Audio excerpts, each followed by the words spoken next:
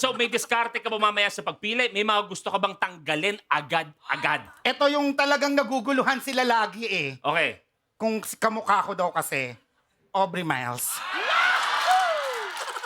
Aubrey, may gusto ka bang iambag sa usapan na yon? Parang kamukha ako naman. Pero napanood mo na ba yung movie ko na Sanib? Tama na! Tama na!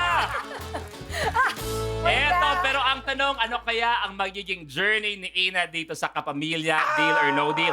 Pag nakuha ang 1 million, i-manifest natin, ano ang gagawin mo sa 1 million? True to my branding, Kuya Lu, magtatayo ako ng restaurant. Wow! Tatawagin ko siyang Ina Resto. Wow, ang ganda! Ang ganda! Makukulong kayong lahat sa sarap.